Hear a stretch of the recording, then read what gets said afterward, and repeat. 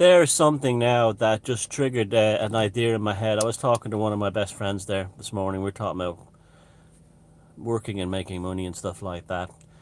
And we got thinking about these billionaires who stash all their money away.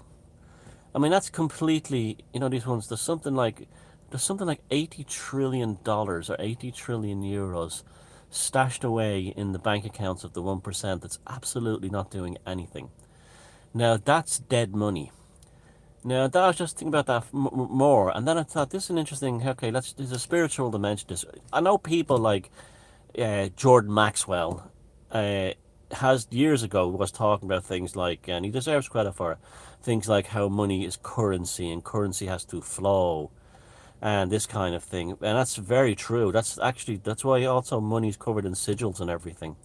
And that's why this is esoteric nature to money is never really properly talked about, particularly in cultures where money is a sin. Now, I'm not putting down the English. I have loads of English friends, but I was always amazed when I was a kid when we used to visit our cousins in England, how they used to say that like there was this thing that like how dare people make money? They're too good to buff themselves. There's this kind of thing you're supposed to know your place. You should stay working class forever. This kind of thing. And that was a spell put on them by the sons here. That's why I put this camera in the passenger seat because the only thing I can clip it onto is there's a little chick mirror here. Oh, sexist. Then I can keep the camera on. I don't have. I wish I had a visor here. Anyway, uh, so that's it. That's the money cast to flow. Hoards, right? You look at all the significant archaeological finds of Viking, ancient Celtic, ancient Roman, you name it, Anglo-Saxon, hoards. What were hoards? Hoards were some guy in the past had a shitload of gold, money, coins, weapons, valuables, and he dug a hole in the ground like a bank to retrieve them later. Now, the fact that so many hoards have been found shows that a lot of these fellas were killed or died before they got back to their money. Why? Because it wasn't flowing. There was no currency. And that tells you a great lesson. There's a great spiritual and life lesson in that. That, you know, the culture that I come from, it was poor people, but it was very ghetto culture, in the sense that nobody wanted to be protected or saved by the government. Everyone wanted to be rich. Everyone wanted to make money. It was like that, and even if they didn't have any, but I can remember like fellas that I knew when I was younger. If they had like £20, they would get it in £21 notes. And what did that achieve? It achieves nothing but a psychological boost that their wallet was thicker.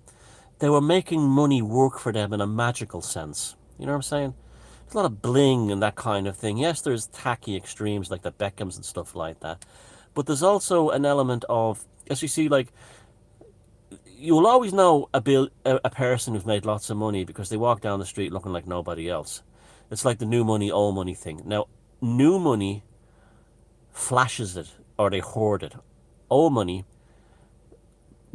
makes it flow in a regulated manner of like proper currency. Proper, like they will, like, you'd always tell old money, new money, like it's a posh golf club. New money will have a Ferrari or something like that. Old money will have a good car like a Jag or a good Mercedes or a good BMW, and they'll have it garaged and they'll have it serviced every year and they'll have it for 20 years. Where new money crashes the Ferrari after 6 months from a champagne breakfast or something like that. And that would be the modern equivalent of the hoarding versus the the wastage of it, or not the waste of it, the currency of it. So money is a very, very, very, very spiritual thing, and your attitude towards it is very important. I tell you for a fact that people who penny pinch and count, we got this for the week, this for the week, this for the week, this for the week. We got to buy this amount of eggs. But they'll never make money. They're always broke. You can see that here in Ireland culture between Northern Ireland and Southern Ireland. In Northern Ireland, they still have a 1950s mindset to money. They have little lists of what they make out, and there's no economy or anything up here. Southern Irish are all mad. They just blow money like you wouldn't believe, because we're more like Mediterraneans that way, culturally. And they are southern, and here it's incredibly fucking wealthy. Like when you look around, a small country like this, and the amount of money and everything in it, and that's because it's currency, it's moving. Where in Northern Ireland it's stagnant, and there's a sense of dourness about that. So that's always remember that. Like, money is not a curse. Money is just energy, like anything else. Like love is energy. You can love someone, or you can be jealous of someone. You can be dominated by money, or let money dominate you, or you can allow money to give you opportunities, and then even a small amount. If you're great, if you have what those fellas did when they got the €20, £20 notes and made them into 20 singles, they were showing gratitude, and that's a powerful thing. They were gratitude for having the 20. Where if you had like a millionaire that many of 50s, they don't have that kind of gratitude. This is the thing. This is the thing. You don't get that attitude so much in England now, but when I was a kid, it was. You could see, even you could sense it was poisonous. It was like working class people in England were saying to themselves, "We're always going to be poor," and that's the way it should be. And I'm proud of that.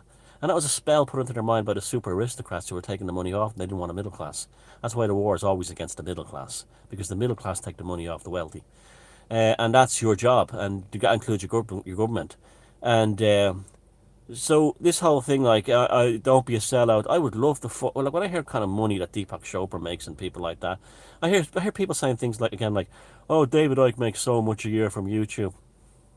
I hope you make triple that, quadruple that.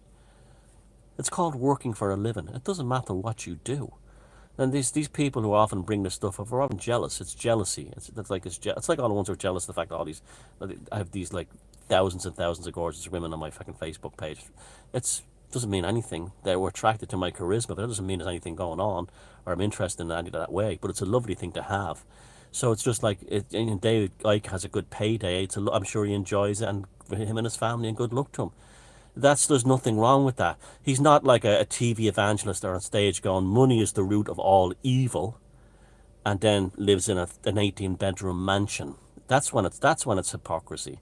It's not like it'd be like me preaching family values and preaching, morality, and then fucking shagging every woman I meet. That's what it's hypocrisy. I mean, it's the same thing with the money. It's like, uh, money is a sin. I hate it. But when they win the lottery, they keep it for themselves, won't give it to their friends. This kind of thing. It's a or they don't want to work for a living, but they play lottery all the time. But then putting down people that have money. I've seen that. That's an awful thing. This kind of like, where did he get the money from? Where that's like none of your fucking business. Or where does she get the money from? I know people quite close to me in my life who their lives are actually being destroyed by their obsession with the neighbor having this and that. And the thing is that they're not suffering either. They're not having a bad time of it either. Yet they're obsessed with the other one. It's like jealousy. It's awful, and you see it how it tears their lives apart. So yeah, Jordan Maxwell was bang on correct when he's talked about money is to flow, and to use the French term affluer, to affluence. That's also the same thing. Affluence, to flow, affluer. And so if any of you make money, spend it. Keep it moving.